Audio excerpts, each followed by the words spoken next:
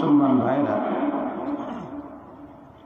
দুনিয়াতে মানুষ দুই দলে বিভক্ত হয়ে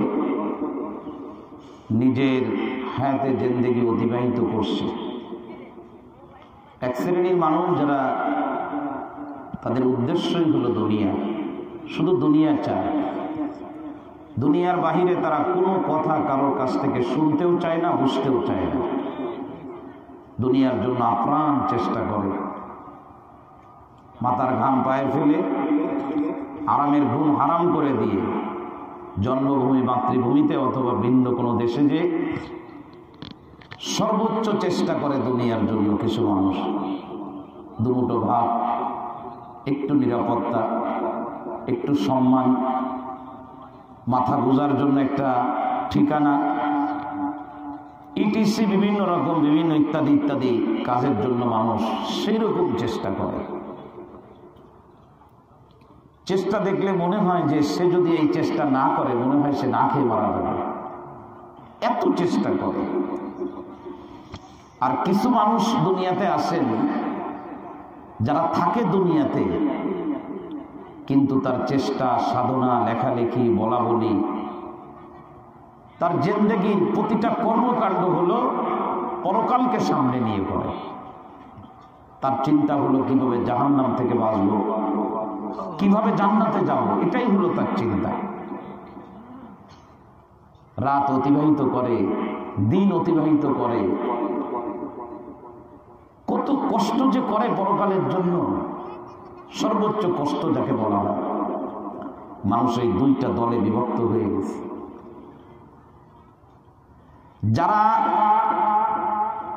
দুনিয়াদার, যারা দুনিয়া নিয়েই শুধু চেষ্টা করে, তারা চায়, তাদের দিলের চাহিদা এটা যে যারা পরকাল নিয়ে চেষ্টা করে এই মানুষগুলি তাদের মতো হয়ে যায় সবাই। আর যারা পরকালমুখী আমল করেন, জান্নাত জাহান্নাম সামনে রেখে নিয়ে নিজের জীবন চালান, তো তাদের সাধনা এবং চেষ্টা হলো যে পৃথিবীর প্রতিটা মানুষ এক প্রান্ত থেকে আর এক প্রান্ত পর্যন্ত সবাই পরকালমুখী হয়ে যায়। একরকম টানাটানি বলা যায়। ভোটের সময় যেমন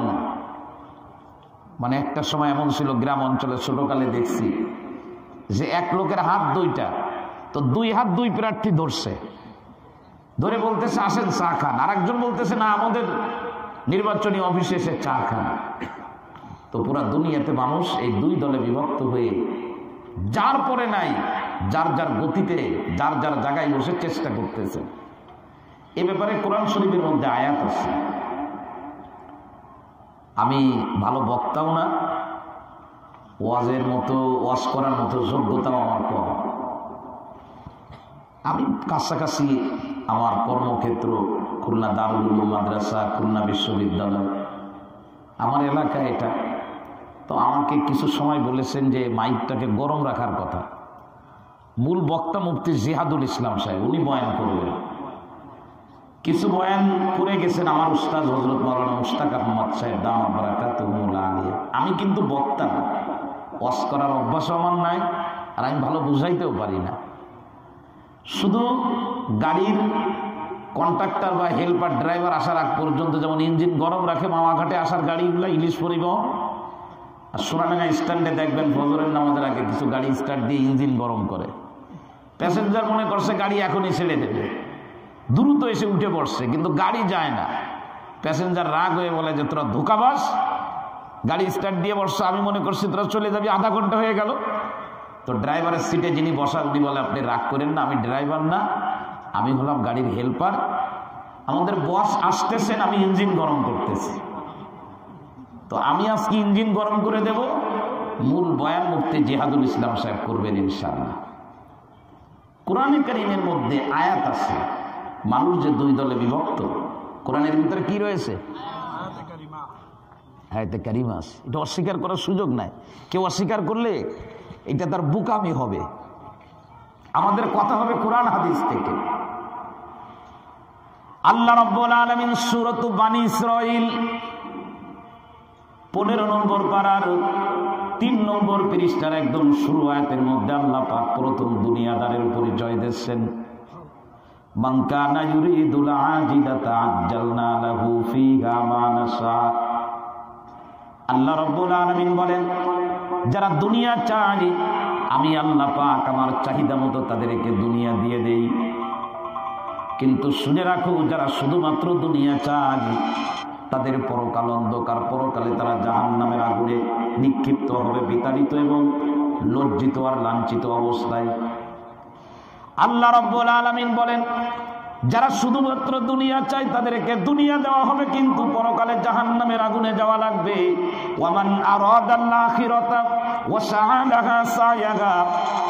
আর যারা দুনিয়া চায় না, যারা পরকাল চায়, পরকাল নিয়ে চিন্তা করে, লেখালেখি করে পরকালকে সামনে রেখে, পড়াশোনা করে পরকালকে সামনে রেখে, কম্পিউটার চালাইতেছে পরকালকে সামনে রেখে, রাজনীতি করে পরকালকে সামনে রেখে, দুনিয়ার মুসলমান ব্যবসা বাণিজ্য করে পরকালকে সামনে রেখে, আল্লাহ রাব্বুল আলামিন যারা পরকাল চায়, আল্লাহ বলেন যারা জাহান্নাম থেকে বেঁচে জান্নাতে যেতে চায়, কিয়ামতের ময়দানে আমি আল্লাহর সামনে দাঁড়ানোর ভয় যাদের মধ্যে আছে, ওয়া আম্মা মান খাফা মাকামা রাব্বিহি ওয়া নাহান নাফসা আনিল হাওয়া।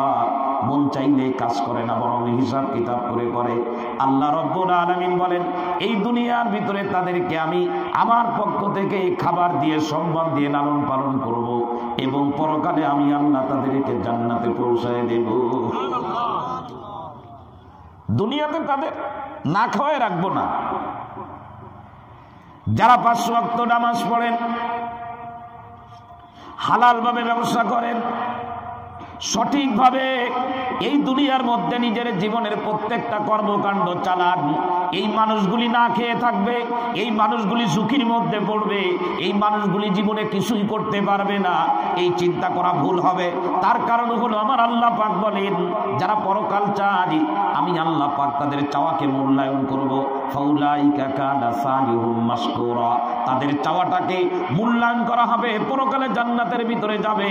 কিন্তু আল্লাহ রাব্বুল আলামিন তৃতীয় আয়াতের মধ্যে বলেন, যারা দুনিয়া দ্বারা হবে আর যারা দিন দ্বারা হবে, যারা পরকাল যাবে আর যারা দুনিয়া যাবে। যদিও দুনিয়ার মধ্যে মানুষগুলি 2 দলে বিভক্ত হয়ে গেছে, কিন্তু দুনিয়ার ভিতরে আমি আল্লাহ তাআলার ম্যানেজমেন্ট, আমার ব্যবস্থাপনা সবার জন্য সমান থাকবে। কুল্লান নুমিদ্দু হাউলাজি ওয়া হাউলাজি মিন আতাজি রাব্বিক। আমি 2 জনেরকে একরকম ব্যবহার করব। নারকেল গাছের নারকেল যেমন নামাজি খাইতে পারবে, বেনামাজির জন্য পথ বন্ধ করে দেওয়া হবে না, বেনামাজিও খাবে। কিন্তু শুনে রাখো রে মুসলমান, এই দুনিয়ার ভিতরে নামাজি আর বেনামাজি 2 জনে একই হোটেলে খাইতে পারবে। আল্লাহর দেওয়া সূর্যের আলো এই দুনিয়ার ভিতরে দিনদার আর বদ্দিন 2 জন ভোগ করতে পারবে। এই দুনিয়ার জমিনের মধ্যে যারা দিনদার যারা দিন মানে না 2 জনই চলতে পারবে। কিন্তু আল্লাহ রাব্বুল আলামিন বলেন, দুনিয়ার জীবনের সমাপ্তি যখন হবে, এইটা তখন আর বহাল থাকবে না। পরকালের সুযোগ সুবিধা কেবলমাত্র যারা দিনদার ছিল তারাই ভোগ করবে। এই দুনিয়াতে যারা দুনিয়াদার ছিল ওদের জন্য পরকালে কোনো ভালোর ব্যবস্থা হবে না। কোরআনে কারীমের সূরাতুল আরাফের আয়াত তার প্রমাণ। কোরআনে কারীমের 8 নম্বর পারার ভিতরে সূরাতুল আরাফের ভিতরে আসছে, আল্লাহ রাব্বুল আলামিন সূরাতুল আরাফের মধ্যে বলেন, জান্নাতে যারা যাবে তাদেরকে এমন এমন খাবার দেওয়া হবে যা কোনোদিন সে চিন্তাও করে নাই, ভাবতেও পারে না, এত দামি দামি খাবার তাদেরকে দেওয়া হবে। আল্লাহু আকবার। ভ্যারাইটিস কিসমের ফলমূল তাদেরকে খেতে দেওয়া হবে, অসংখ্য নাজ নিয়ামতের মধ্যে তাদেরকে ঢোকায় দেওয়া হবে। আল্লাহু আকবার। জান্নাত আর জাহান্নাম এমন হবে, জান্নাতীরা জাহান্নামীদেরকে দেখবে, জাহান্নামীরা জান্নাতীদেরকে দেখতে পাবে। একটা সময় এমন হবে, জান্নাতীরা জান্নাতের ভিতর থেকে তারা আপনজন যারা পরিচিত ছিল তাদেরকে জাহান্নামের ভিতরে ডাক দেবে। ওয়ানাদা আসহাবুল জান্নাতি আসহাবান নার আন কাদ ওয়াজাদনা মা ওয়াদানা রাব্বুনা হাক্কা। জান্নাতি বলবে জাহান্নামীকে, নামাজের বিনিময়ে দিন মানার কারণে আল্লাহ পাক যা যা দিতে চেয়েছিলেন সব পেয়ে গেছি, আল্লাহর ওয়াদা সব সত্য হয়ে গেছে। আল্লাহু আকবার। কি অবস্থায় তোমাদের, কি অবস্থা? তখন জাহান্নামীরা দেখতে পাবে যে জান্নাতীরা কি নিয়ামতের মধ্যে আছে। জাহান্নামীরা তখন জান্নাতীদেরকে ডাক দেবে, অন্য আয়াতের ভিতরে আসে, ডাক দিয়ে বলবে, আন আফিদু আলাইনা মিনাল মাই আও মিম্মা রাযাকাকুমুল্লাহ। বলে তোমাদেরকে যে পানি দেওয়া হয়েছে ওই পানি আমাদেরকে একটু দাও, শুকনো খাবার যা দেওয়া হয়েছে তার কিছু আমাদেরকে দাও। তার কারণ হলো জাহান্নামী বলবে আমি পানি চেয়েছিলাম, আমাকে পুষ দেওয়া হয়েছে, আমি গলা ভিজানোর জন্য পানি চেয়েছিলাম, আমাকে দেওয়া হয়েছে সর্বোচ্চ তাপমাত্রার পানি, এমন গরম পানি দেওয়া হয়েছে, পান করা তো দূরের কথা, মুখের কাছে নিলে ইয়াসবিল বুজু, চেহারার ভিতর থেকে চামড়াগুলি গলে গলে টপ টপ করে পানির ভিতরে পড়তে থাকবে। এই পানি পান করা যায় না, তোমারে যা দেশে ওর থেকে আমার একটু দাও। আল্লাহু আকবার। তাফসীরের কিতাবের মধ্যে আসছে জান্নাতি ব্যক্তি তার আপনজনের এই দুরবস্থা দেখে আর তার কাকুতি মিনতি শোনার পরে তাকে দেওয়ার জন্য জান্নাতের খাবার নিয়ে গিয়ে যাবে, জাহান্নামীও নেওয়ার জন্য হাত পাতাবে। দুনিয়ায় যেমন একই প্লেটের ভিতরে নামাজি আর বেনামাজি বসেছিলাম, দিনদার আর যিনি বেদিন, যিনি দিন মানে না, দুইজনে একই গাছের ফল খেয়েছিলাম, ওই আশা নিয়ে জাহান্নামী ব্যক্তি জান্নাতের কাছ থেকে খাবার নিতে চাবে। আল্লাহ রাব্বুল আলামিনের পক্ষ থেকে ফেরেশতারা তখন জানায় দেবে ক্বালু ইন্নাল্লাহা হাররামাহুমা আলাল কাফিরিন, ও জান্নাতি চাইলেও তুমি পানি আর খাবার ওদেরকে দিতে পারবা না, তার কারণ এই পরকালের জীবনে জান্নাতীদেরকে যা দেওয়া হয়েছে এ সবগুলো জাহান্নামীদের জন্য হারাম করে দেওয়া হয়েছে। মুসলমান ভাইরা, এই কথাগুলি কোরআনের আয়াতের মধ্যে আছে।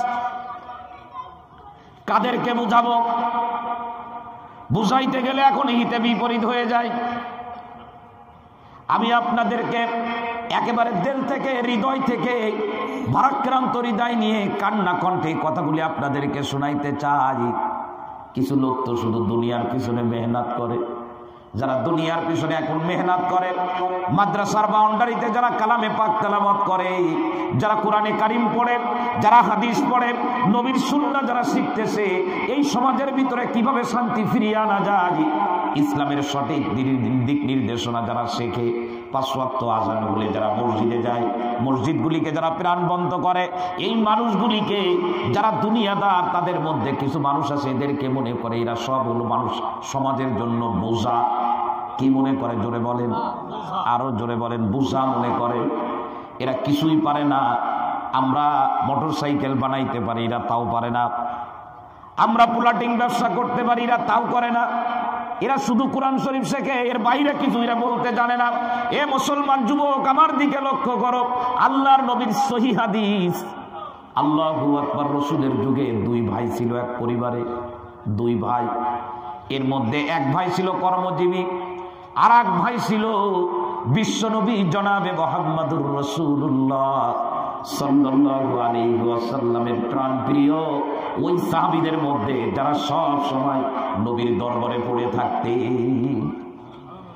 যুবক, আমি তোমাদেরকে জানানোর জন্য হাদিস বলি, আমার অন্য কোনো উদ্দেশ্য নাই।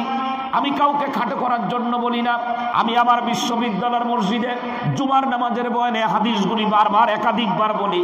তার কারণ হলো যতবার বলি আমার মন চাই যে আরো বলতে পারলে মনে হয় কিছু মানুষের পরিবর্তন হয়ে যাবে। 2 ভাই, একজন হলো কর্মজীবী, আর একজন হলো বিশ্বনবী জনাবে মুহাম্মদুর রাসূলুল্লাহ সাল্লাল্লাহু আলাইহি ওয়াসাল্লাম। কোন সময় কোন হাদিস বলবেন, কখন জিবরাইল কোন ওহী নিয়ে আসে, সেগুলি শোনার জন্য বাড়িতে আসে, খানা খেয়ে আর দেরি করে না, দৌড়ায় চলে যায় বিশ্বনবী জনাবে মুহাম্মদুর রাসূলুল্লাহর দরবারে। হাদিসের ভিতরে আসছে, আল্লাহু আকবার, যে ভাই কর্মজীবী উনি কি কাজ করতেন, হাদিসের ব্যাখ্যার মধ্যে কয়েক রকমের কথা আসছে। উনি ছিলেন একজন কৃষক, কেউ বলেছেন উনি ছিলেন একজন ব্যবসায়ী, কেউ বলেছেন উনি আরো অন্য কাজও করতেন। যেটাই হোক না কেন উনি ছিলেন কর্মজীবী। ব্যবসা তো শরীয়তে হালাল, চাকরি যদি বৈধ হয় হালাল, ক্ষেত খামার তো হালাল, এগুলির বিপক্ষে আমাদের কোনো কথা না। কিন্তু যারা এই জামানায় ক্ষেত খামার করে, দেখবেন যে 5 ওয়াক্ত নামাজও ঠিক মতো পড়তে পারে, দোকানদারির ঝামেলার অজুহাত দিয়ে জোহরের নামাজকে মাটি করে দেয়। সকাল 7টায় উঠে অফিসে যাইতে হবে, এই অজুহাত খাড়া করে ফজরের নামাজটা বছরের পর বছর কাজা করে দেয়। আসরের নামাজ খেলাধুলার অজুহাত দিয়ে কাজা করে দেয়। আরো কত ধরনের সিস্টেম বের হয়েছে এখন শরিয়াত না মানার, ইসলাম অমান্য করবে, হাজারো ধরনের কারণ খাড়া করে দেবে, আপনার বলার কিছুই থাকবে না। ঠিক না বেঠিক বলে বল। ও মুসলমান যুবক আমার দিকে লক্ষ্য করো, সহিহ হাদিস, কানা আখাওয়ানি আলা আহদিন নবী সাল্লাল্লাহু আলাইহি ওয়াসাল্লাম, নবীর যুগে দুই ভাই, আল্লাহর নবীর সাহাবী বলতেছেন এই দুই ভাইয়ের মধ্যে একজন ছিলেন কর্মজীবী আর একজন ছিলেন বিশ্ব নবী জনাবে মুহাম্মদুর রাসূলুল্লাহর একেবারে কাছে, সব সময় নবীর কাছে থাকতেন। বাড়িতে যায়, খানা খেয়ে সোজা আবার মসজিদে নববীতে চলে আসে। আল্লাহু আকবার, মসজিদে নববী ছাড়া তার আর কোনো বুঝ না। যে ভাই কর্মজীবী ওই ভাই মাঝে মধ্যে এরে বলে তুই সবসময় মসজিদে পড়ে থাকো, আমার কাজে একটু সাহায্য করলে তোর কি হয়? এ তখন জবাব দেয়, ও ভাই দুনিয়ার জন্য মসজিদে নববী ছাড়তে পারবো না, তার কারণ হলো বিশ্ব নবীর চেহারার দিকে তাকায় থাকলেও আমার ইমানের মধ্যে এক ধরনের আকর্ষণ আর আলো পয়দা হতে থাকে। আমি যদি নবীর দরবার থেকে চলে আসি, বিশ্ব নবী কোন সময় কোন হাদিস বলবেন আমি শুনতে পারবো না, আমি তো ওইটা আমার থেকে ছুটে যাবে, আমি তো ক্ষতিগ্রস্ত হয়ে যাব, বিশ্ব নবীর দরবার আমি ছাড়তে পারবো না। তাই একদিন কর্মজীবী ভাই সোজা নবীর কাছে আসছে মসজিদে নববীতে। মসজিদে নববীতে এসে কর্মজীবী ভাই, যার আরবি হলো মুখতারিফ, এই কর্মজীবী ভাই বিশ্ব নবীর কাছে তার ওই ভাইয়ের বিরুদ্ধে নালিশ করে দিল যে ভাই মসজিদে নববীতে পড়ে থাকে, কোরআনে কারীম তেলাওয়াত করে, হাদিস পড়ে, বিশ্ব নবীর সুন্নাহগুলো শেখে, দিন কিভাবে জমিনের মধ্যে কায়েম করা যায় এর শিক্ষা নবীজির কাছ থেকে গ্রহণ করে। আল্লাহু আকবার।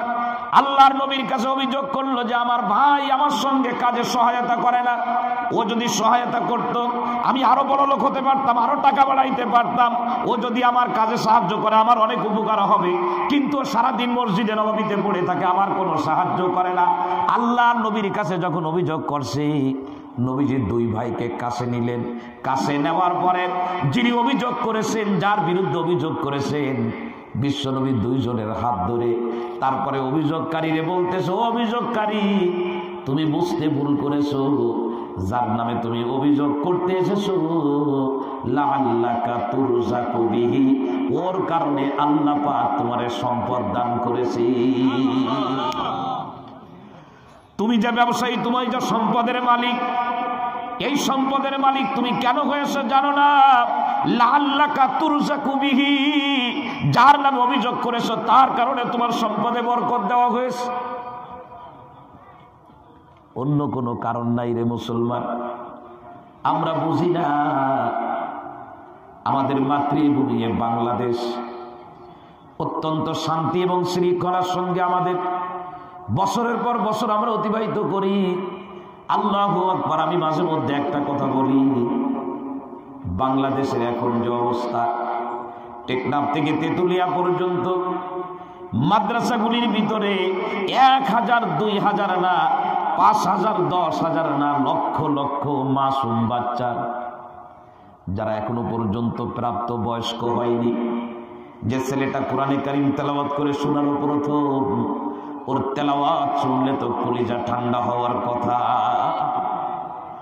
ওর মতো মাসুম বাচ্চা, গ্রামের ভাষায় বলে যাদের মুখ ধরে চাপ দিলে এখনো পর্যন্ত দুধ বের হয়ে যাবে, যাদের সময়ের দাবি ছিল এখন তারা মাঠে ময়দানে খেলাধুলা করবে, ফজরের নামাজের সময় তারা ঘুমায় থাকবে, কিন্তু টেকনাফ থেকে তেতুলিয়া পর্যন্ত 1টা 2টা মাদ্রাসা না, শত শত মাদ্রাসার হেফজখানার ভিতরে লক্ষ লক্ষ মাসুম বাচ্চারা যারা এখনো পর্যন্ত প্রাপ্ত বয়স্ক হয় নাই।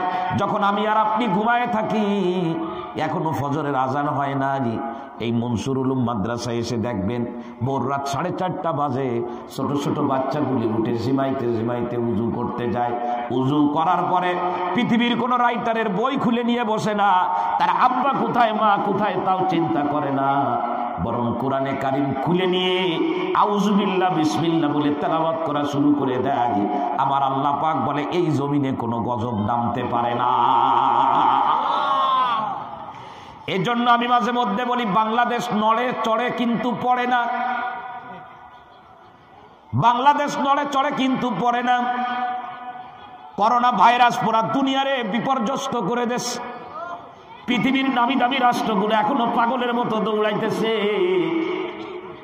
স্বাস্থ্যবিধি মেনে আমরা চলবো, মাস্ক ব্যবহার করব, আমরা হাত ধোবো, আমরা পরিচ্ছন্ন থাকব, আমাদের লাইফ স্টাইলের মধ্যে পরিবর্তন নিয়ে আসবো, জীবন মানকে পরিবর্তন করে ফেলাবো, আমাদের খাবারের মানের ভিতরে আমরা পরিবর্তন করব। এগুলি স্বাস্থ্যবিধি আমাদের মানা দরকার, সুন্নাত হিসাবে এগুলো আমরা মানব। কিন্তু একটা সুসংবাদ হলো, করোনা ভাইরাস যত মহামারী আকার ধারণ করুক না কেন, আমি কোরআনে কারিম এবং হাদিসের মধ্য থেকে যতটুকু পড়াশোনা করেছি, আমি আশাবাদী আমার দেশে পৃথিবীর অন্য দেশের মতো হামলা আল্লাহরে গজবে করবে না। আমি শতভাগ আশাবাদী। কারণ আমাদের জনসংখ্যার যে হার, আমাদের জীবনযাত্রার যে পরিমাণে এলোমেলো, আমরা পারি নাই সামাজিক দূরত্ব বজায় রাখতে।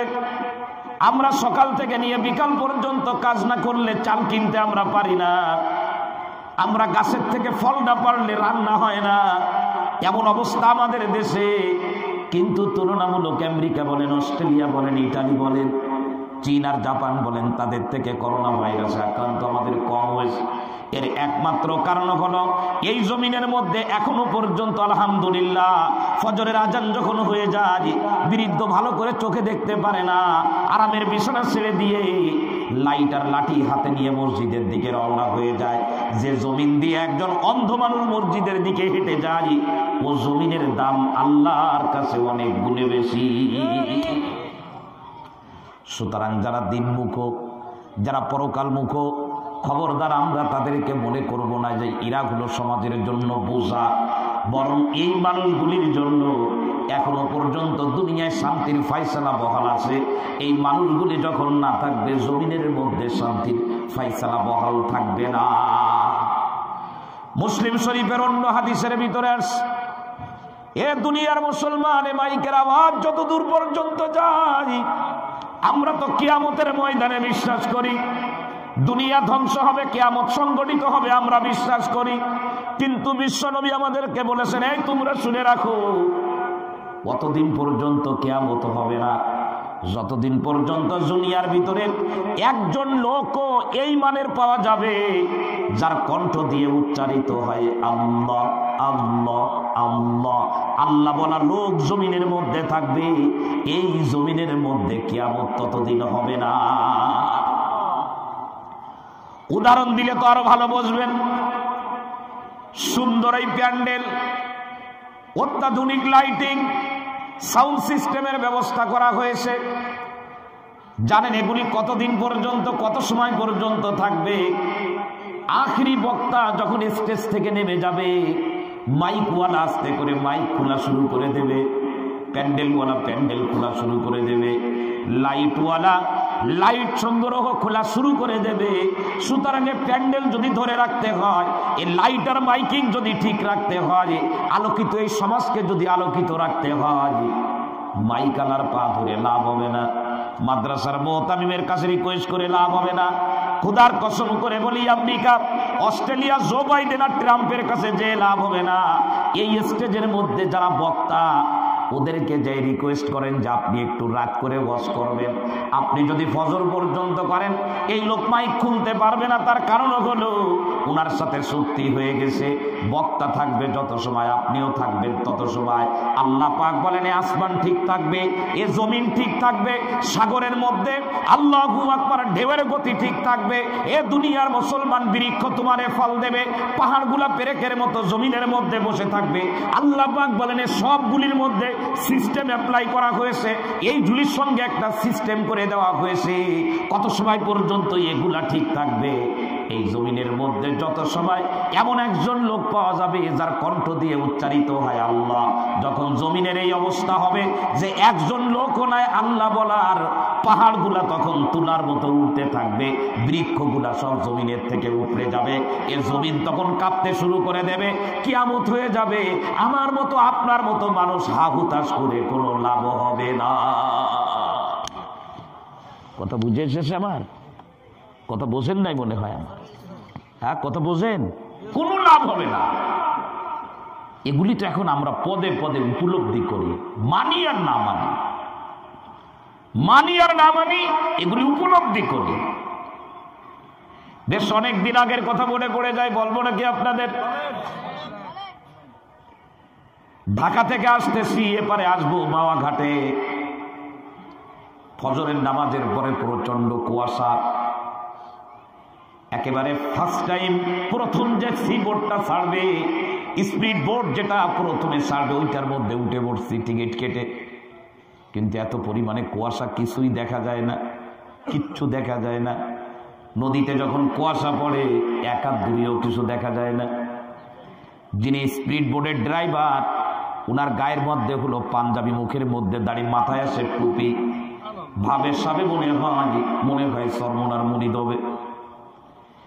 তার সঙ্গে আমার কোনো কথা হয় নাই, প্যাসেঞ্জার সব বসে গেছে, কিন্তু স্পিড বোট ছাড়ে না, সিগন্যাল পায় না। এজন্য দেখতে দেখতে সময়ের ঘড়ির কাটার ভিতরে আধা ঘন্টা পার হয়ে গেল। যারা সি বোর্ডের মধ্যে বসা রাগ হয়ে বলতেছে, যাবেন না, টিকিট দিলেন কেন? আরো যখন দেখতেছে মুখের ভিতরে দাড়ি আর মাথার ভিতরে টুপি, তখন ভাষাটা একটু খারাপই হয়ে গেছে। বলে, এই মোল্লা, এই মৌলভী, টিকিট কাটছেন কেন, যাবেন না? ফাজলামি করেন নাকি? আরো কত কথা বলে। আমি ওর মধ্যে বসে, আমিও ভোরবেলায় পারা হব, ওরা অনেক কথা বলতেছে, আমি তো চুপচাপ বসা, কোনো কথা বলি না। তার কারণ হলো উস্তাদদের কাছ থেকে একটা শিক্ষা পেয়েছি, কথা যত কম বলা যায়, নিজের ভিতরে জ্ঞান গরিমা কিছু থাকলে সেটা প্রকাশ করা সম্ভব হয়। আমি কোনো কথা বলি না, কিন্তু এদের সকলের দাবড়ের কারণে, রাগারাগির কারণে স্পিড বোর্ডের ড্রাইভার বাধ্য হয়ে কুয়াশার মধ্যে স্পিড বোর্ড চালায় দিল। যখন চালায় দিল, আমি তখন আমার নিজের পক্ষ থেকে দায়িত্ব মনে করি, এটা আলেমদের দায়িত্ব। আমি তখন একটু জোরেই বলে উঠলাম, ভাই, যারা আমরা এই স্পিড বোর্ডের এখন যাত্রী আছি, প্রচন্ড কুয়াশার মধ্যে আমরা রওনা দিলাম, আল্লাহর কাছে দোয়া করে আল্লাহ আমাদেরকে ভালোভাবে ওপারে পৌঁছায় দেয়। আপনারা সবাই দোয়া করে নেন। কেউ দোয়া পড়ে না, কেউ দোয়া পড়লো না, জানেও না দোয়া কারে বলে। ইদানিং আমরা কিছু মানুষ আছি, গাড়িতে উঠলে দোয়া পড়তে হয়, আমাদের জানাই নাই। কিছু ড্রাইভার এমন আছে, গাড়িতে চলার দোয়া তার মাথার উপরে লিখে রাখছে। ড্রাইভারকে জিজ্ঞাসা করা হলো, আপনি দোয়া পড়ছেন? কয়, লেখা আছে। ইসলাম লেখার জিনিস না, ইসলাম হলো পড়ার জিনিস। মাথার কাছে আয়াতুল কুরসি চলে, ড্রাইভাররে বলা হলো, আয়াতুল কুরসির ফজিলাত জানেন, আপনি আমল করেন। বলে, হুজুর, আমি তো মাদ্রাসায় পড়ি নাই। ঝুলাইছেন কেন? কয়, যাতে গাড়ি দুর্ঘটনার শিকার না হয়। ইসলাম ঝুলানোর জিনিস না, ইসলাম হলো নিজের অন্তরের মধ্যে ঢুকানো এবং বাস্তব জীবনে আমল করার বিষয়। মাথায় টুপি দিলেই জান্নাতে যাওয়া যায় না। টুপির কিছু দাবি আছে, সেই দাবিগুলা পুরা করতে হয়। লম্বা জামা গায়ে দিলে জান্নাতে যাওয়া যায় না, লম্বা জামার দাবি আছে, সেগুলা পুরা করতে হয়। এ দুনিয়ার মুসলমান আমরা বুঝি নাই, বাড়ির সামনে বড় করে লিখে রাখে হাজি বাড়ি, আল্লাহু আকবার, টাইলসের উপরে খোদাই করে লিখে রাখে বিসমিল্লাহির রহমানির রহিম। আমি খোদার কসম করে বলি, এভাবে লিখতে লিখতে যদি দুনিয়া ভরে যায় আর আমার কণ্ঠ দিয়ে যদি আল্লাহর নামটা বের না হয়, এই লেখার 2 পয়সার কোনো দাম না। ইসলাম লেখার জিনিস না, বলার জিনিস, বলতে হয়। আমি দোয়া পড়লাম, কিন্তু কেউ পড়ে না। বেচারা স্পিড বোট ছেড়ে দিল, প্রচন্ড গতিতে ধা ধা করে চলতেছে। ওপার থেকে এপারে আসতে 20 থেকে 25 মিনিট সময় লাগে। 40 মিনিট ধরে চালাইছে, কিন্তু এখনো কুল কিনারা পায় না। আল্লাহু আকবার। চালাইতে চালাইতে এক লোকের সঙ্গে দেখা হয়ে গেল, ছোট্ট নৌকার ভিতরে মাছ ধরতেছে কুয়াশার ভিতরে। স্পিড বোট সোলো করে জিজ্ঞেস করে, ভাই, এ পার্কে সম্ভবত বলা হয় ফাঁড়ির মুখ, ফাঁড়ির গেট বলে, এরকম কি যেন একটা শব্দ আছে। বলে, ভাই, আমি তো ফাঁড়ির গেট যাব। বলে, আপনি ফাঁড়ির গেট যাবেন? আপনি তো চলে আসছেন শরিয়াতপুরের দিকে, আপনি তো অনেক দূর চলে আসছেন, এই দিকে তো ফাঁড়ির গেট না। তখন ওই স্পিড বোটের মধ্যে যারা ছিল, এই মানুষগুলি তো বুঝতেছে নির্ঘাত আমরা বিপদের মধ্যে পড়ে গেছি। তখন ওরা বলতেছে এই হুজুরের তাস ছিঁড়ে গেছে। ড্রাইভারের তাস ছিঁড়ে গেছে। সত্যি যুবক, বিশ্বাস করো, আমি তোমাদের মতো যুবক।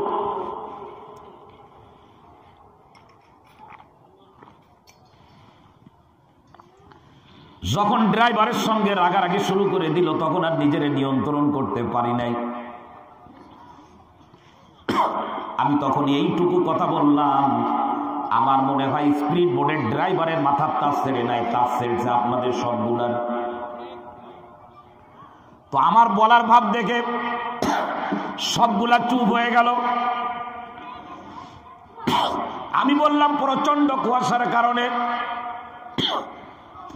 এই ভাইজান স্পিড বোর্ড ছাড়তেছিল না, আপনাদের ধরাধরির কারণে, চাপাচাপির কারণে ছাড়লো বুঝলাম। আমি বললাম দোয়াটা পড়ে নিতে, আপনারা কেউ দোয়া পড়লেন না, মনে হলো আমি আপনাদের উপরে বোঝা চাপায় দিছি।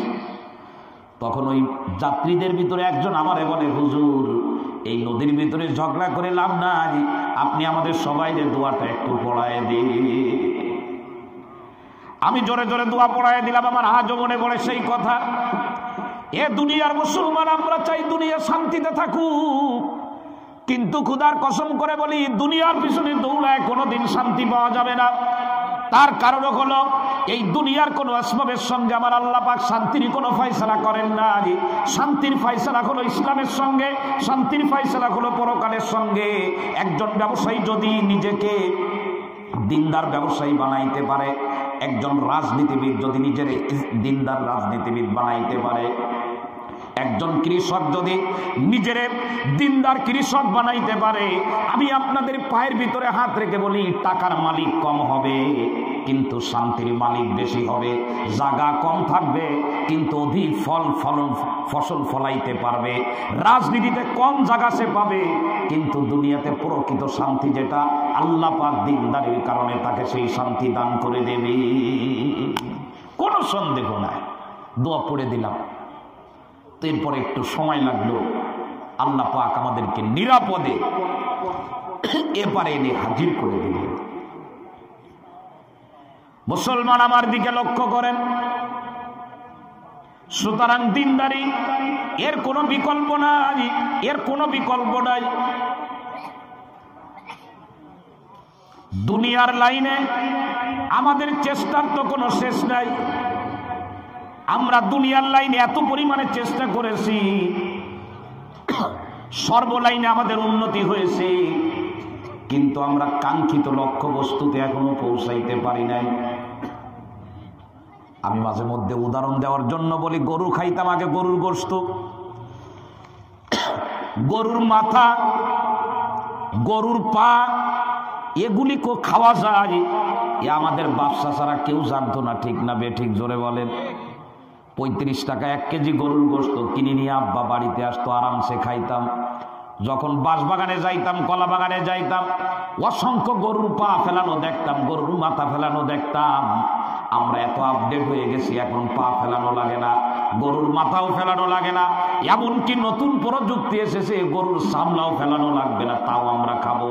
কিন্তু বুকের উপরে হাত রেখে বলেন, এত কিছু খাইলেন, প্রযুক্তি আমদানি করলেন, এখনো পর্যন্ত পেট কিন্তু ভরে না।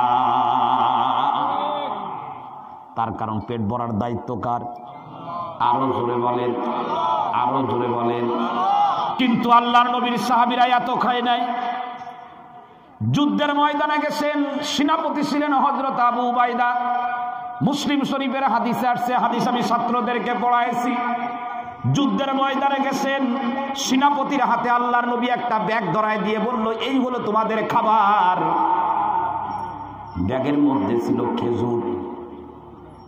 সাহাবী বলেন, আমাদেরকে যখন যুদ্ধের ময়দানে আমরা রওনা হয়ে গেলাম, আমাদের যিনি সেনাপতি ছিলেন আবু উবাইদা, আমাদের কোনোদিন 2টা খেজুর দিত না, মাত্র 1টা করে খেজুর দিত। কয়টা? জোরে বলেন, কথা বলে না।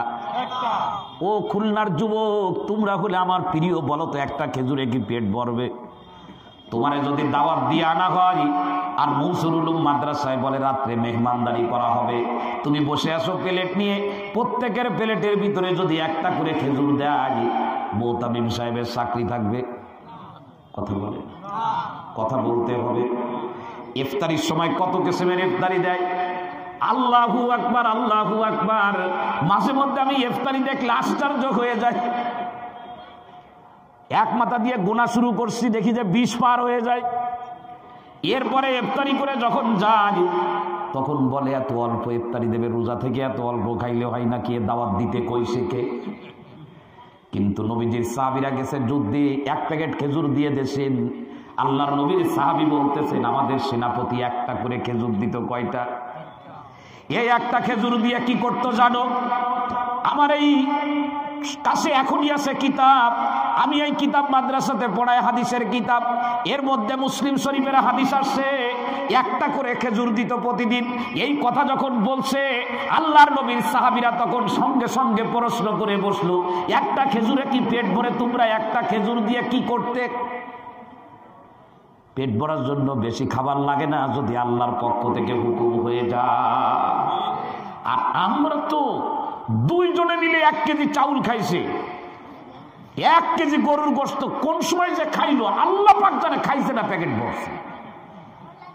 এই খায় আর বলে কি আরো হইলে হতো, আরো হলে হতো। এত খায় কিন্তু পেট ভরে না। এটা কিয়ামতের আলামত। নবীর হাদিসের মধ্যে আসছে খাবে বেশি কিন্তু পেট ভরবে না। আমাদের পেট ভরতেছে না। আরে ব্যবসা সারা গ্রাম অঞ্চলে ঘুমাইতো, বাড়ি ফ্যান কারেন্ট ছিল না, হাত পাখা চলতো, হারিকেন ধরাইতো, লম্ব ধরাইতো। বাদশাদের কিন্তু ঘুমের ওষুধ খাওয়া লাগতো না, ঠিক না বেঠিক? আর আমরা 5 কোটি টাকা খরচ করে বিল্ডিং তৈরি করছি, এক বাথরুম তৈরি করছে, তার মধ্যে ঢুকলি তো বেরোতেই মনে চায় না, মনে হয় যে এ জায়গায় 10 দিনের ইতিকাফ করে যায়। আল্লাহু আকবার। কিন্তু ঘুম নাই চোখে, কি নাই? রাত 3টা বেজে গেছে, বসে বসে ওই যে শো টক দেখতেছে। কি দেখতেছে? Talk show. টকও লাগবে, শোও লাগবে। আজীব এক দুনিয়ায় আমরা আসছি। আমরা দুনিয়ার পিছনে দৌড়াইতেছি কিন্তু আরামের ঘুম শোক থেকে বের হয়ে গেছি। আরে বাচ্চা ছাড়া বিবাহ করতো, কেউ কোনোদিন মেয়ে দেখে বিবাহ করছে? আমার মনে হয় এরকম ছিল না। মেয়ের দাদা গেছে গ্রামের বাজারে, ছেলের দাদা গেছে গ্রামের বাজারে, 2 জনে মিলে গ্রামের বাজারে কোনো চেয়ারও নাই বসার জন্য। রাস্তার পাশে নিতম্ব জমিনে ঠেকায় 2 জন বসে বুড়ো গল্প করে। ছেলের দাদা বলতেছে আমার পুতা ছেলেটা বড় হয়েছে, বিবাহ দেওয়া দরকার। মেয়ের দাদা বলতেছে আমার নাতিটা বড় হয়েছে, বিবাহ দেওয়া দরকার, পুতনিটা। 2 জনে কথা বলতে বলতে এর মধ্যে দেখে পিছন দিয়ে খুলনা ইউনিভার্সিটির ইমাম সাহেব যাচ্ছে, আব্দুল কুদ্দুস। কয় মৌলভী একটু বিয়েটা পড়াই দিয়ে যাও। ওই জায়গায় বিয়ে হয়ে গেছে 2 জন, ছেলেও জানে না মেয়েও জানে না। দাদা বাড়ি এসে পুতা ছেলেরে বলতেছে দাদু তোরে কিন্তু বিয়ে দিয়ে দিছি। লজ্জাস্বটে মুখ চেপে ধরছে, বলে নাই মানুষে বিয়ের কথা। এখন বউ আনতে যাবে, বলে দিনের বেলায় যাবে না, রাত্রে বেলায় অন্ধকারে যাবে। এতটা লজ্জাশীলতা ছিল তাদের ভিতরে, এতটা হায়া ছিল তাদের ভিতরে। রাত্রে বউ নিয়ে আসছে, ঘরের মধ্যে ঢুকছে, 3 দিন পর্যন্ত বের হয় নাই লজ্জার কারণে। আর আজকে আমরা দাদা চোখে কম দেখে, দাদি চোখে কম দেখে, আমার দেখে বিবাহ করতে হবে। একখান দেখতে দেখতে 64 জেলা শেষ হয়ে গেছে। এরপরে একটা বিবাহ করে নিয়ে আসছে। এখন আমার কাছে যে বলতেছে হুজুর একটা তাবিজ দিতে পারেন, আমার বউ মাঝে মধ্যে আমারে মারে।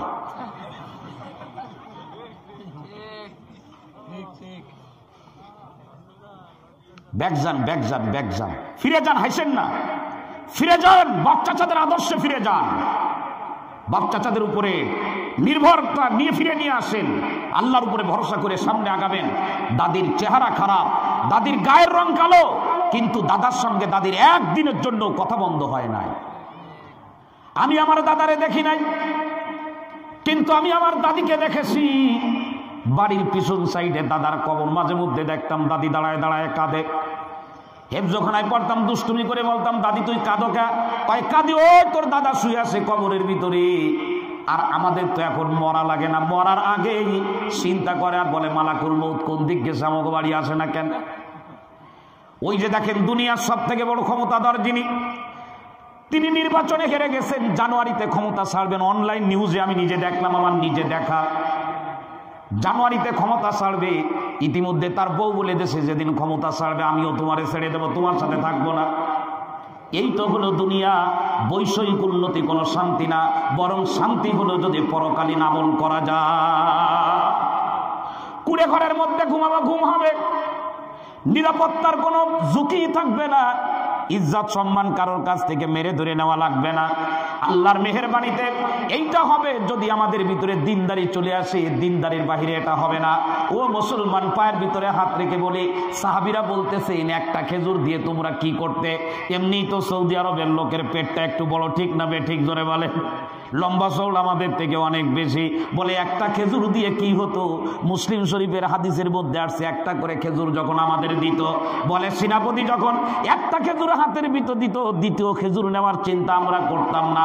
ওই একটা খেজুর ওইটা আমাদের ক্ষুধা নিবারণের জন্য আমরা গ্রহণ করতাম। সাহাবীর আশ্চর্য হয়ে যায়, কিভাবে এটা সম্ভব?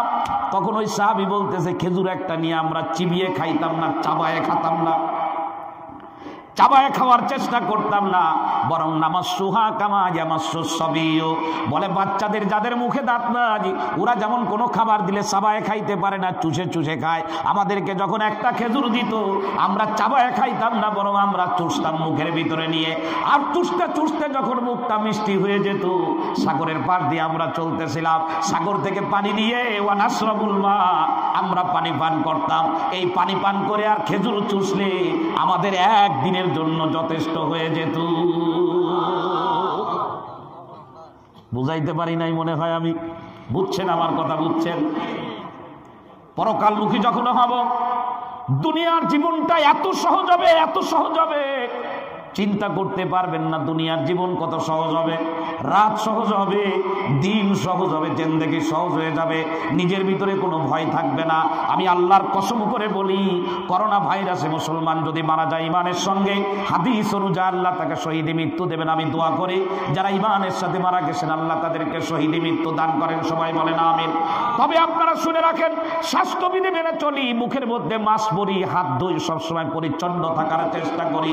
লাইফ স্টাইলের মধ্যে, জীবন ধারণের নীতিমালার ভিতরে কিছু পরিবর্তন নিয়ে এসেছি, খাবারের মেনুর ভিতরে কিছু পরিবর্তন নিয়ে এসেছি, কিন্তু করোনা ভাইরাসকে ওই রকম ভয় করি না দুনিয়াদাররা যত ভয় করে। তার কারণ হলো আমার মৃত্যু যদি করোনা ভাইরাসের আল্লাহ পাক লিখে থাকে আমার মৃত্যু হয়ে যাবে, কিন্তু কোনো ভয়ের জন্য পাই না। তার কারণ হলো বিশ্বনবী বলেছেন, কোন ইমানদার যদি কোনো মহামারীতে আক্রান্ত হয়ে মারা যায় আর আল্লাহর কাছ থেকে নেকি পাওয়ার আশা যদি মাথায় রাখতে পারে, পরকালে কিয়ামতের ময়দানে আল্লাহ পাক তাকে শহীদদের কাতারে উঠায় দিবি। ও দুনিয়ার মুসলমান, দিনের পিছনে দৌড়াও। ব্যবসা করবো তো ধর্মীয় নীতি অনুযায়ী করব, আমি বিবাহ শাদী করবো তো ধর্মীয় নীতি অনুযায়ী করব। পরকালের পিছনে দৌড়ানোর মানে এই না যে সব বন্ধ করে দেব, চাকরি করব না, রাজনীতি করব না। বলে আমার দুনিয়ার জীবনের প্রত্যেকটা কাজ আমি চালাবো, কিন্তু অবশ্যই সেটা আমি ইসলামী ল অনুযায়ী চালাবো, ইসলামের দিক নির্দেশনা অনুযায়ী চালাবো। আমি আপনাদেরকে খোদার কসম করে একটা কথা বলবো, ওয়াল্লাহি ওয়াল্লাহি বিশ্বাস করেন, আমার সামনে মুসলিম শরীফের হাদিস আছে, আল্লাহর নবী বলেন, বান্দা যখন পরকালকে সামনে নিয়ে চলে, এই দুনিয়া তখন বান্দার পিছনে পিছনে দৌড়ানো শুরু করে দেয়। আমি যখন নামাজের জন্য দৌড়াবো আমার পিছনে তখন দুনিয়া দৌড়াইতে থাকবে, আমি যখন নামাজের পিছনে দৌড়াবো ইজ্জত সম্মান আমার পিছনে দৌড়াইতে থাকবে, আমি ক্ষেত খামার করব আল্লাহর বিধান অনুযায়ী যখন করব এই দুনিয়া তখন আমার পিছনে দৌড়াইতে থাকবে। আমি ছোট্ট করে একটা হাদিস বলি, আপনারা বিরক্ত হবেন না, আপনাদের কাছে বিনীতভাবে অনুরোধ, হাদিসগুলি মনের মধ্যে লিখে নেন। মুসলিম শরীফের সহিহ হাদিস, আল্লাহু আকবার, হাদিসের মধ্যে আছে আল্লাহর নবী বলেন, আল্লাহু আকবার, একদা এক ব্যক্তি রাস্তা দিয়ে, মানে মরুভূমির রাস্তা দিয়ে চলতেছিল, ফাঁকা জায়গা, আরব দেশের ফাঁকা জায়গা তো দেখছেন, ডাইনে বামে কিচ্ছু দেখা যায় না, একা একা মরুভূমির ভিতর দিয়ে রাস্তা চলতেছে। হঠাৎ করে মরুভূমির ভিতরে একটা বিকট আওয়াজ শুনলো, তার কানে আসলো, সেই আওয়াজটা হলো কে যেন বলতেছে, আল্লাহু আকবার, ইসকি হাদিকাতা ফুলান, এ অমুকের ক্ষেতের ভিতরে পানি দে, অমুকের ক্ষেতের ভিতরে পানি দিয়ায়। এ আওয়াজ যখন শুনলো ওই লোকটা ফাঁকা জায়গার ভিতরে, ডাইনে বামে সামনে পিছনে কোনো লোক নাই, এ আওয়াজ কে দিল রে? এই বাবাই কথা বলবো না, হয়তো এরকম আওয়াজ শুনলো, আব্দুল গফফারের ক্ষেতের ভিতরে পানি দিয়ে আসো, কে বললো রে এই কথা? উপরের দিকে তাকায় দেখে আওয়াজ আসছে এই মেঘের ভিতর থেকে, ফানা তানাহা জালিকা সাহাব, ওই মেঘটা দেখে যে খুব দ্রুত গতিতে সরতেছে একদিক থেকে আর একদিকে। ওই লোকটা তখন চিন্তা করলো, মেঘের ভিতরে আব্দুল গফফারের ক্ষেতে পানি দিয়ে এমন আওয়াজ হলো, মেঘটা দেখি সরতেছে, মেঘ উঠতেছে, কি ব্যাপার? মেঘের পিছনে পিছনে গেল, কিছু দূর যাওয়ার পরে ফারাগামা আহু, ওই মেঘ তার ভিতরে যে পানি ছিল সব পানি ঢেলে দিল এক শুকনা জমিনের ভিতরে। আর সারজাতুন মানে হলো ড্রেন, ওই জায়গায় যে ড্রেন ছিল শুকনা জমিনের পানিগুলা যে ড্রেনের মধ্যে জমা হলো।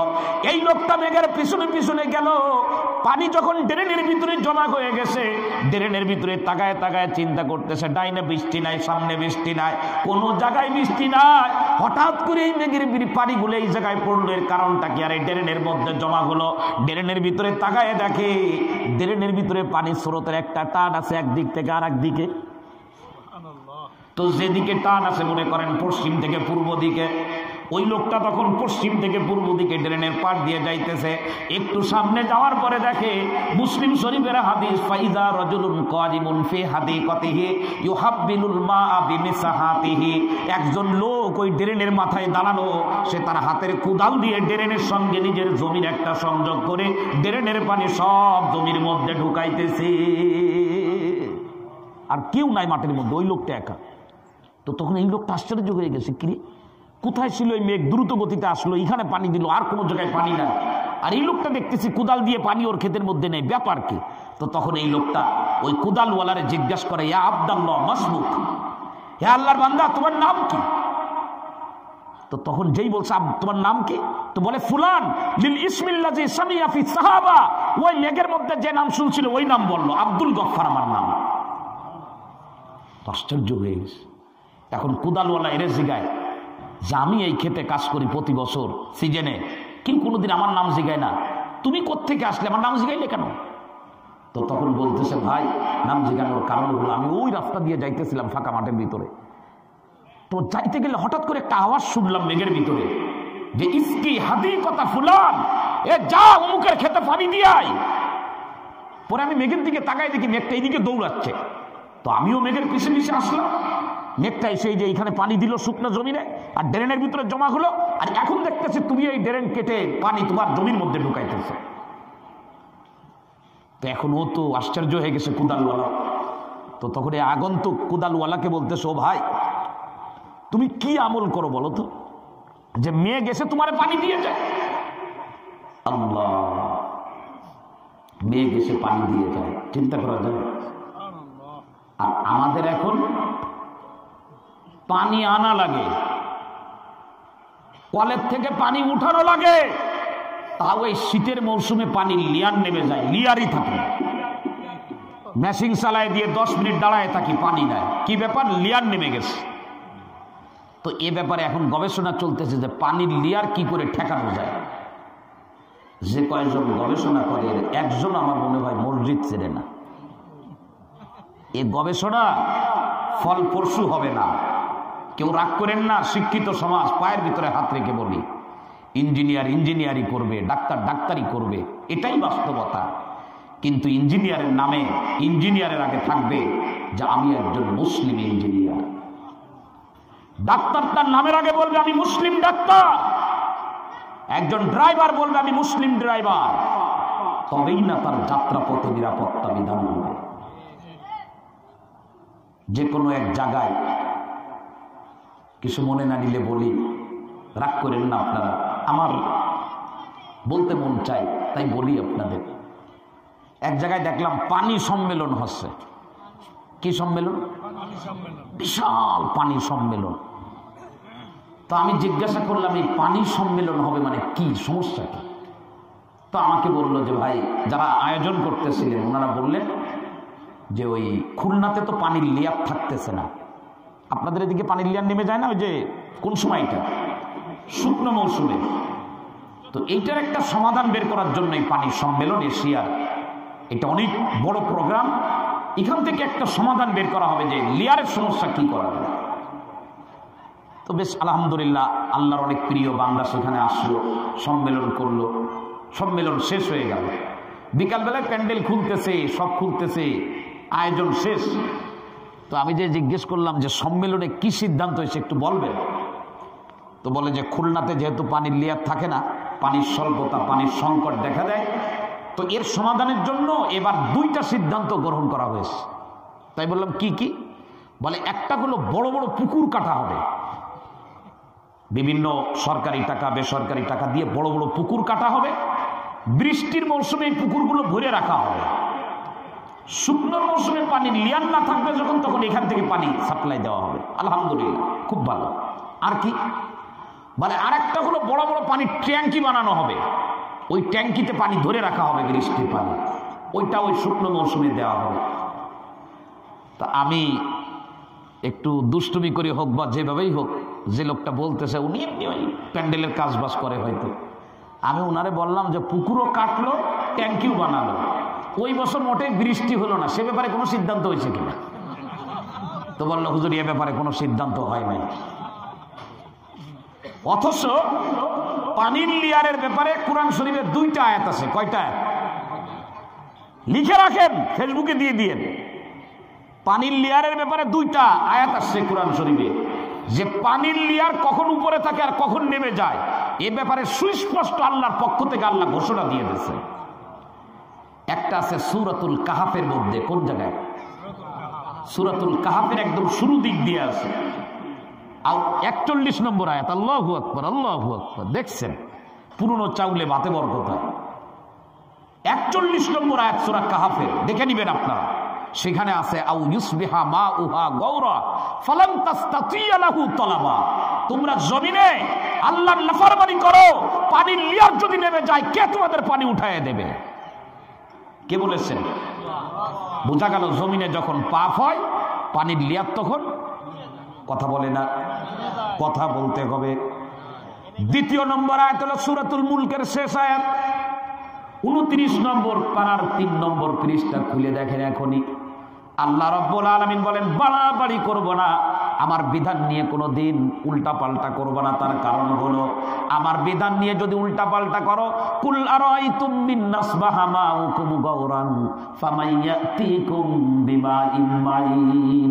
উল্টা পাল্টা করতেছো, পানির যদি লিয়ান নামায় দি, পৃথিবীর কে আছে তোমাদেরকে সুপিও পানি দিবে? সুতরাং পানির লেয়ার যদি ঠেকাইতে হয় ফজরের নামাজে মসজিদ পড়তে হবে জুমার দিনের মতো। কোন দিনের মতো? জোরে বলেন। বিশ্ববিদ্যালয়ের মসজিদে 15,000 স্কয়ার ফুটের এক বিশাল মসজিদ জুমার দিন ভরে যায়। আমি তো দুঃখের সঙ্গে বলি কোন জায়গা থেকে মুসাল্লি আসে, পুরো জুমার দিন ভরে গেল। আমি আব্দুল কুদ্দুস অত বেশি আনন্দিত হই না, তবে আনন্দিত সেই দিন হব যেদিন ফজরের নামাজে দেখবো আমার মসজিদটা এইরকম ভরে গেছে। এবং আমি বিশ্বাস করি জুমার দিনের মতো যদি ফজরের নামাজে মসজিদগুলা ভরে যায়, এ জমিনে করোনা ভাইরাস তাড়ানো লাগবে না, করোনা ভাইরাস বিনা জানাজায় দাফন হয়ে যাবে।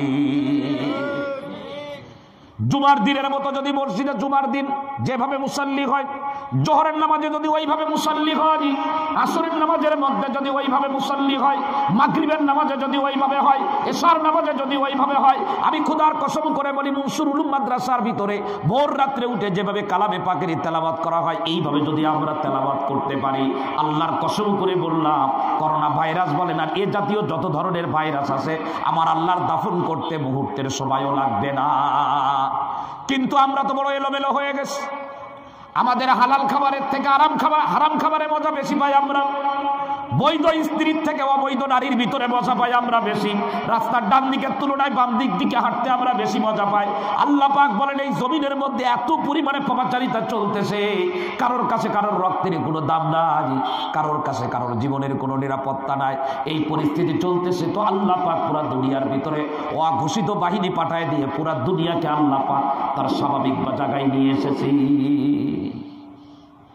সুতরাং আমরা কিসের পিছনে দৌড়াবো? জোরে বলেন, আরো জোরে বলেন। দিনদারির পিছনে। কিসের পিছনে? সুন্দর করে নামাজের পড়ব। আমি মাঝে মধ্যে বলি মায়ের পেট থেকে যখন দুনিয়ায় আসছিলাম দাঁড়াইতে পারতাম না, বসতে পারতাম না, এ জবানের মধ্যে কোনো ভাষা ছিল না।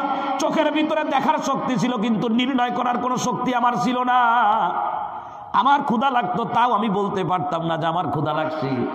আল্লাহু আকবার। মায়ের পেট থেকে যখন দুনিয়ায় আসছিলাম আমি আমার নিজের মল, নিজের পিছনের রাস্তা দিয়ে বেরোনো ময়লা পায়খানা যাকে বলি, আমার পায়খানা হাতে নিয়ে আমি মুখে দিতাম, এটাও বুঝতাম না যেটা খাওয়া যায় না। এ দুনিয়ার মুসলমান কিন্তু তখন আমার ইজ্জত ছিল, তখন আমার সম্মান ছিল, তখন মানুষ আমারে ভালোবাসতো, কোলের ভিতরে নিয়ে মুখার ভিতরে চুমা লাগাইতো। রাত অন্ধকার, ক্ষুধা লেগেছে, ঘুম ভেঙে গেছে, কিন্তু আমি বলতে পারি না আমার মা খাওয়াইতে কোনোদিন আমার দেরি করে নাই। কিন্তু এখন আমি বড় হয়েছি, এখন আমি ইনকাম করি, লক্ষ কোটি কোটি টাকা ব্যাংকের মধ্যে ব্যাংক ব্যালেন্স বানাইছি, কিন্তু রাতের অন্ধকারে ফজরের নামাজে মাগরিবের নামাজের পরে রাস্তা দিয়ে আমি একা চলতে পারি না, মনের মধ্যে ভয় ভয় লাগে। যখন আমি ছোট ছিলাম ঘুমানোর জন্য কোনোদিন চিন্তা করা লাগে নাই, বালিশ দিয়েছি মাথায়, ঘুম এসেছে তখন। ও দুনিয়ার মুসলমান, আর এত কিছু করে শিক্ষিত হলাম, রাজনীতিবিদ হলাম, এখন জীবনের কোনো মজা নাই। একমাত্র কারণ হলো মায়ের কোলে যখন ছিলাম ওই সময় আমি শিরিক করি নাই, কোনো কুফরি করি না, আল্লাহর কোনো নাফরমানি করি নাই। আল্লাহ পাক আমাকে আদরের সাথে খাওয়াইছেন, আদরের সঙ্গে রেখেছে। কিন্তু এখন আমি বড় হয়েছি আর আল্লাহকে বুড়ো আঙ্গুল দেখানো শিখে গেছি। এখন আমি বড় হয়েছি আর আল্লাহর নাফরমানির রাস্তায় অগ্রসর হয়েছি। আল্লাহ পাক বলে, বান্দা যেভাবে খাওয়াইতাম ওই খাওয়ানো আর সম্ভব হচ্ছে না, সব কুদরতি হাত উঠায় নিলাম। সুতরাং আপনাদের পায়ের ভিতরে হাত রেখে বলি, মেঘ এসে পানি দিয়ে যাবে, মেঘ এসে পানি দিয়ে যাবে। আল্লাহু আকবার। আমার বাড়ি যশোর অঞ্চলে, যশোর অঞ্চলে পানি কম, নদী কম, এরপরেও আমার বাড়ির পিছন দিয়ে একটা ছোট নদী আছে, এখন তো শুকায় গেছে। আমার আব্বা ছিলেন প্রাইমারি স্কুলের শিক্ষক, স্কুল থেকে এসে আব্বা আমরাও প্রাইমারি স্কুলে পড়তাম, আমারে বলতো জাল নাও আর খুঁতে নাও, বলতো যশোর অঞ্চলে খুঁতে বলে, যেটাকে প্যাকেট বলে, প্যাকেট নাও। মাছ রাখার জন্য আর একটা যশোর অঞ্চলে একটা আসবাব ব্যবহার করা হয়, পাত্র ব্যবহার করা হয়, যশোরের ভাষায় যাকে বলে খারই, বলে খারইটা নিয়ে আসো। জাল খারই আর প্যাকেট নিয়ে রওনা দিতাম আব্বার সঙ্গে। বাড়ির পিছনে যে নদীটা ছিল, খালটা ছিল, ওইখানে আব্বা যাইতো। আমার আজও মনে আছে, আব্বা জাল একবার ফেলায় লাফ দিয়ে পানিতে পড়তো, পানিতে পড়ে আমার আব্বা হারায় যাইতো পানির ভিতরে। কিছু সময় পরে মাথা উঁচু করে বলতো, বড় একটা বোয়াল মাছ বেঁধে গেছে। নিজের চোখে দেখেছি বোয়াল মাছ আব্বা ধরে উপরে নিয়ে আসছে। কিন্তু সেদিন আমার দাদা, আমার আব্বা, তারা ছিল দিনদার, তাদের ভিতরে নাফরমানি কম ছিল। মাছ বাড়ির পাশে খালে এসে আব্বার সঙ্গে দেখা করত। আর আজকে আমাদের ইলিশ মাছ খোঁজ করতে যাওয়া লাগে সোয়ারখালী ফেরিঘাটে, ঠিক না? ঠিক করে বলে আমরা যে পরিমাণে গুনাহ করি, আমি খুদার কসম করে বলি, স্বর্ণাক্ষরে লিখে রাখেন, সাদা কাগজের ভিতরে লেখেন, আমাদের নাফরমানি যদি না করে, না কমে, আমরা যদি মসজিদগুলোকে প্রাণবন্ত বানাইতে না পারি, শহীদ তেলাওয়াত যদি কণ্ঠ দিয়ে বের করতে না পারি, আল্লাহর নবীর হারিয়ে যাওয়া সুন্নাতগুলি যদি ফিরায় আনতে না পারি, সোয়ারখালী ঘাটেও কিন্তু ইলিশ মাছ পাওয়া যাবে না। এরপরে ইলিশ মাছ আনতে যাওয়া লাগবে সাগরের মাঝখানে। সব হারায় যাইতেছে, সব নিয়ামত হারায় যাচ্ছে আমাদের থেকে। আমি পায়ের ভিতরে হাত রেখে বলি, আমরা ফিরে আসি, আমরা ফিরে আসি। আমি ইঞ্জিনিয়ার, আমি লয়ার, অসুবিধা নাই। আমি রাজনীতিবিদ, অসুবিধা নাই। আল্লাহর মেহেরবানিতে এই জামানায় বহু শিক্ষক আছে, আজান হলে সাথে সাথে মসজিদে নামাজে দাঁড়ায় যায়, সত্য কথা বলে, হালাল পথে চলে। বহু রাজনীতিবিদ আছে আমার চোখে দেখা, অত্যন্ত ভালো মানুষ, দিনের উপরে চলে। বহু ব্যবসায়ী আছে, শতভাগ দিনদারির সাথে চলতেছে। আর আমাদের কি হলো, আমরা পাগলের মতো হয়ে গেছি, ধর্মে কর্মের কোনো কিছু নাই, শুধু দুনিয়ার পিছনে দৌড়াইতেছে। দুনিয়ার পিছনে যত দৌড়াবো, এ দুনিয়া আমার জন্য তত কঠিন হয়ে যাবে। কি হয়ে যাবে জোরে বলে? গ্রাম অঞ্চলে এখন তো পোল্ট্রি মুরগির বরকতে সব হারায় গেছে। জামাই আসতেছে, মুরগি ধরা লাগবে, মোরগ মুরগি বলে দেশ, লাল মোরগটা ধরো, লাল মোরগটা ধরো। মোরগও বুঝতে পারতো যে আমার আজকে কুরবানি দিয়ে দেবে, যে দৌড়ায় দৌড়, কালো দৌড়, ভাত দিলেও খাইতে আসতো না। তো তখন মা বলতো, আব্বারে বেশি তাড়ানোর দরকার নাই, বেশি লাফালাফি করো না, চুপচাপ দাঁড়াও, ভাত দিয়ে রেখে দিত।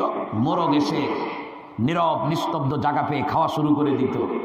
কিছু সময় পরে আব্বা কখনো জাল ফেলায় ধরতো, কখনো অন্য কোনো পলিসি ব্যবহার করে ধরতো, তাই না? বেশি তাড়াইলে ধরা যায় না। এ দুনিয়ার পিছনে যারা বেশি দৌড়ায়, দুনিয়া তাদের জন্য মহা কঠিন হয়ে যায়। আমি মাঝে মধ্যে বলি যে দুনিয়া তো, মানুষ বিদেশে যায়, 10 লক্ষ টাকা খরচ করে লিবিয়ায় গেছে, লিবিয়ার থেকে সাগর পথে রিস্ক নিয়ে সন্ত্রাসীদের হাতের খুরাক হয়ে সাগরের পানিতে ভেসে রাত গভীর হয়ে গেছে, এখন ইটালিতে ঢুকবে। বেতন পাই কত? বলে আমার ছেলে ইটালি থাকে, 1,20,000 টাকা বেতন পায়। আমি চ্যালেঞ্জ করে বলতেছি, আমি চ্যালেঞ্জ করব, আমি খুলনা ইউনিভার্সিটি থেকে যদি চাকরি ছেড়ে দিই, আমি 1 লক্ষ টাকা মাস ইনকাম করার মতো অসংখ্য ওয়ের মাধ্যমে আমি বাংলার জমিনে দেখতেছি। আমরা দুনিয়া মুখে এমন হয়ে গেছি যে নিজের বাড়ি আর এখন ভালো লাগে না, নিজের বাড়ি রেখে এখন ভাড়া বাড়ি ভালো লাগে। চাউল ভালো লাগে না, মোয়া ভালো লাগে, সাদা ভাত ভালো লাগে না, বিরিয়ানি ভালো লাগে, রান্না মাছ ভালো লাগে না, ফ্রাই করা মাছ ভালো লাগে, রান্না করা মুরগি ভালো লাগে না, চিকেন ভালো লাগে। এই সমস্ত ধান্দামতে ছেড়ে দিতে হবে। ফিরে যাও নিজের জায়গায়, শান্তিটা আল্লাহ পাকে দুনিয়াতে রাখবেই রাখবে ইনশাআল্লাহ। প্রাণ প্রিয় মুসলমান ভাইরা, সে কৃষককে কি জিজ্ঞেস করছিল যে তুমি কি আমল করো যে মেঘ এসে তোমার পানি দিয়ে যায়? তো কৃষক তখন বলতেছে, ভাই আমি আসলে খুব বেশি আমল করি বা কি করি, এটা আসলে মুসলিম শরীফের হাদিস, কোনো কাল্পনিক কাহিনী না, এটা আমার কাছে এই যে সামনে রয়েছে হাদিস।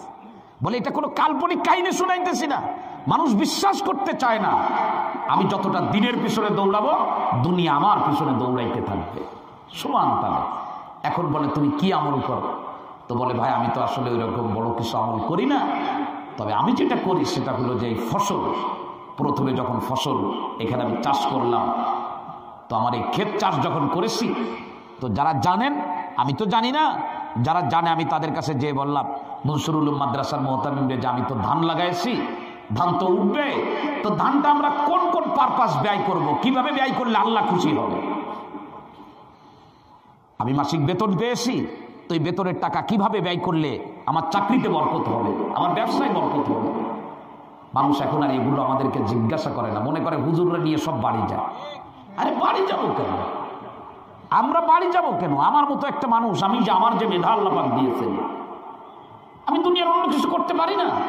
আমি কি আপনার সম্পদের উপরে নির্ভর করি নাকি? আমি আমার আল্লাহ আমাকে খাওয়াবে, আমি বিশ্বাস করি, শতভাগ বিশ্বাস। আমার মতো মানুষ আল্লাহ না খাওয়ায় রাখবে না? এই পৃথিবীতে কুকুর, গরু, ছাগল, হাঁস, মুরগি সবাই খাইতেছে, তো তাদের থেকে যদি আমি আব্দুল কুদ্দুসের জাররা পরিমাণ ইজ্জত সম্মান একটু বেশি হয়ে থাকে, আমার আল্লাহ আমারে না খাওয়ায় রাখবে না। অতএব ওই চিন্তা কখনোই করি না। এখন কেউ আমাদের জিজ্ঞাসা করে না। আগে মসজিদে জুমার দিন একটু লাউ দেখা যাইতো, গাছের প্রথম লাউটা মানুষ মসজিদে দিত, নারকেল দেখা যাইতো। এখন আমরা এমন আধুনিক হয়েছি, বলে হুজুর সব না খাওয়ায় মারবো, এই জন্য এখন আর লাউ আসে না, এখন নারকেলও আসে না, কিন্তু এখন পাক করে তারপরে হুজুরে ডাক দেয় খাওয়ার জন্য, কারণ ওগুলি তো এখন দেয় না। তো আল্লাহ কয় তো লাউ তো যখন দেও নাই, পাক করছো নিজে খাওয়ার জন্য। তো এরপরে এমন এক সমস্যা বেড়ে গেছে, স্ত্রী মান্যত করছে যে শুক্রবার দিন ইমাম সাহেবের পেট ভরে ভাত খাবো, তো আগে কাঁচা লাউ দিতে, এখন রান্নারাও দিতেছে। বুদ্ধি যত খাটাবো তত খারাপ হবে। আল্লাহ যদি তৌফিক দেয় অন্য কোনো সময় শোনাবো। গরুর বুদ্ধি কম, বাঘের বুদ্ধি বেশি। এক বাঘ গরুর উপরে হামলা করছিল, গরু লাফতেছে কাদার মধ্যে, বাঘও লাফতেছে কাদার ভিতরে। গরু কাদার ভিতরে লাফতেছে, গরুর পা লম্বা, পা ঠিকে গেছে জমিনের সঙ্গে, কাদা, পেট আর পা এর ভিতরে কাদা, পেটটা হলো উপরে। গরু চিন্তা করছে কাদার ভিতরে বাস্তানি করতে গেলে ঝামেলা হবে, চুপচাপ এতে কাপের নিয়াতে বসে থাকে, মালিক এসে পরে উঠাই নিয়ে যাবে। বাঘ কাদার ভিতরে লাফ দিয়ে নরম জায়গা দেখে মাস্তানি করতে গেছে। যত মাস্তানি করে, কাদায় যদি কেউ মাস্তানি করে, সে কই যায়? কাদার ভিতরে চলে গেছে। যাইতে যাইতে এমন অবস্থা, বাঘের এখন ফিরাউনের মতো শুধু মাথাটুকু উপরে আসছে। বাঘ তখন গরুরে বলতেছে, এই কাদার বাচ্চা কাদা, রাস্তা চিনিস না, এই দিক দিয়ে আসছিস কেন? গরু বলে, আমি ঠিকই রাস্তা চিনি, আপনি আমার দাবল দিয়েছেন কেন? আমি দৌড়াইতে পারি? তা খাবেন তো একটু কষ্ট করে খা। তো এখন বাঘ বলতেছে, আমি তোরে খাবো না, কিন্তু এখানে উঠবি কি করে? উঠবি কি করে? কাদার মধ্যে আটকাই গেছো। তো গরু তখন বলতেছে, আমার নিয়ে তোমার চিন্তা করার দরকার না, আমার মালিক আছে। আমার মালিক সন্ধ্যার সময় যখন আমারে গোয়াল ঘরে না দেখবে, ঠিকই আমার তালাশ করতে আসবে, ধরা খাবা তুমি। তুমি তোমার চিন্তা করো, আমার চিন্তা তোমার করার দরকার নাই। এ দুনিয়ার উলামায়ে কেরামের চিন্তা কাফির বেঈমানের করার কোনো দরকার নাই। উলামায়ে কেরাম এই দুনিয়ার মধ্যে কারো ঠিকাদারি নিয়ে চলতে আসে নাই, যে কুরআন পড়ে আল্লাহ তাকে খাওয়াবে। আমি যদি মিশলাম তো আমার কপাল ভালো। সাতক্ষীরায় যাবে, গাড়িতে ওঠে নাই, ড্রাইভার বড় লোক হয়ে যাবে, এই জন্য হাইটে যাও। সাতক্ষীরায় যাই দেখে স্যান্ডেলের দল ফিরে গেছে, ভাড়া ছিল 40 টাকা, স্যান্ডেল কিনতে একটা 80 টাকা দেবে। আমরা হলো সেই বুদ্ধিমান। 0.1 দোকানদারে বলছে, এই কাটিং সুতা আছে? বলে আছে। বলে দাম কত? বলে 4 টাকা। কয়? আমি ডাক বাংলায় দেখলাম কাটিং সুতা 3 টাকা, তুই কও 4 টাকা। কয় ভাই আমি 4 টাকার কমে দেবো না, আপনি 3 টাকা দিয়ে ডাক বাংলাতে আনেন। অটোয় উঠছে 10 টাকা দিয়ে, ডাক বাংলায় গেছে, কাটিং সুতা 3 টাকা দিয়েই কিনছে। আর 10 টাকা দিয়ে 0.1 এসে দোকানদারের কয় আমার 1 টাকা ঠকাতে চাও না? কিন্তু গেছে কত? কথা বলে না, কত গেছে? আমরা হইছি ওই মানের বুদ্ধিমান। আমাদের জ্বর হইতো, ডাক্তারের কাছে নিত না, মসজিদের ইমাম সাহেব সূরা ফাতিহা পড়ে ফু দিলে আল্লাহর মেহেরবানিতে কাজ হয়ে যাইতো। আর আমরা এখন পেট ব্যথা হওয়ার আগে সিঙ্গাপুরে পায়না দেয়। খরচ বাড়ছে, কমে নাই, ঠিক না ঠিক জোরে বলে। জীবন যদি স্বাভাবিক করতে হয় কোরআন হাদিসের কাছে আসতে হবে, ইসলামের কাছে আসতে হবে, নিজেকে দিনদার বানাইতে হবে। আল্লাহ তৌফিক দেয়। সবাই বলে না আমিন, বলে না আমিন। তো কৃষক বলতেছে, আমি জিজ্ঞেস করলাম যে আমার ফসল আমি কি করব? তো বলে আল্লাহ তাআলার বিধান আমাকে জানানো হলো যে ফসলকে 3টা ভাগ করবা। কয়টা? বলে 3টা ভাগ করার পরে ফাতাসাদদাকু বিসুলুসিহি, 3 ভাগের 1 ভাগ আল্লাহর রাস্তায় সদকা করে দিই, আরেক ভাগ আমি আমার পরিবারের পেছনে ব্যয় করি। কিছু লোক আছে পরিবারের পেছনে ব্যয় করে না, সব ব্যাংকে জমায়। পোলাপান ছেঁড়া স্যান্ডেল পরে, কয় নবীরা ছেঁড়া স্যান্ডেল পাই দিয়েছে, তোরাও ছেঁড়া স্যান্ডেল পাই দে, সব টাকা নিয়ে ব্যাংকের মধ্যে রেখে আসে নবীর দোয়াই দিয়ে, ঠিক না ঠিক ধরে বলেন। স্ত্রী ছেঁড়া শাড়ি পরে, স্বামীরে বলে একটা ভালো একটা 3 পিস কিনে দাও, বলে আম্মা জানা আয়সা নাকি সেলাই করা কাপড় পরতো, সব টাকা দিয়ে ব্যাংকের মধ্যে রাখে। বেচারা মরে গেছে, গোয়ালখালি চলে গেছে, ব্যাংকের টাকা ব্যাংকের হয়ে গেছে, ঠিক না ঠিক ধরে বলেন। এই জন্য ছেলে স্ত্রী মেয়ে এদেরকে ভালো ভালো খাওয়াবেন যদি তৌফিক থাকে। এটাও ইজহারে নিয়ামত, আল্লাহর দেওয়া নিয়ামতের বহিঃপ্রকাশ, ঠিক না ঠিক ধরে বলি। অনেক মানুষ আছে সারাদিন কষ্ট করে রিক্সা চালায়, 500 টাকা 1000 টাকা কামাই করে, সব এনজিওর মধ্যে জমায়, এরপরে মরে গেছে, দুনিয়ার থেকে চলে গেছে, এনজিওর মধ্যে টাকা পড়ে রয়েছে, ঠিক না ঠিক ধরে বলেন। এমন কাম আমরা করব না। উনি বলে আমি আমার সম্পদকে 3টা ভাগ করি, 1 ভাগ আল্লাহর রাস্তায় সদকা করে দিই, 2য় ভাগ পরিবারের পিছনে ব্যয় করি, আর 3য় ভাগ আমি পরবর্তীতে আবার ফসল ফলানোর জন্য জমির পিছনে ব্যয় করার জন্য রেখে দেই। বলে এই নিয়মে চাষ করি, এই নিয়মে আমি চাষাবাদ করি, আমার চাষে কোনো সমস্যা হয় না। যখনই পানির দরকার হয় মেশিন চালানো লাগে না, পানির দরকার হইলে এইরকম প্রতিবারই মেয়ে গেছে আমারে পানি দিয়ে যা। সুতরাং আমরা আমাদের জীবনে এইভাবে চালাবো তো ইনশাআল্লাহ। এবার আমি কোরআনে কারিমের যে আয়াত পড়েছিলাম তার তরজমা করে শেষ করে দেব। আল্লাহ পাক বলেন, তোমরা যারা দিনের উপরে চলো, খবরদার যারা দিনের উপরে চলে না ওদেরকে দেখে তোমরা ধোঁকা খাবা না। লা ইয়াগুররান্নাকা তাকাল্লুবুল্লাযীনা কাফারু ফিল বিলাদ, বলে বিলাদ শহরের ভিতরে, এলাকার ভিতরে, দুনিয়ার ভিতরে কাফের বেঈমানের জীবনযাত্রা দেখে তোমরা আশ্চর্য হবা না যে ওরা কত সুন্দর মার্সিডিজ গাড়িতে চলে, আমরা করিমনে যাই, নসিমনে যাই। বলে না না না, বলে দিনদার মানুষ করিমনের মধ্যে যত আরামে যাইতে পারে, একজন বেদিন মানুষ মার্সিডিজ গাড়িতে ওই আরামে যাইতে পারে না। আল্লাহ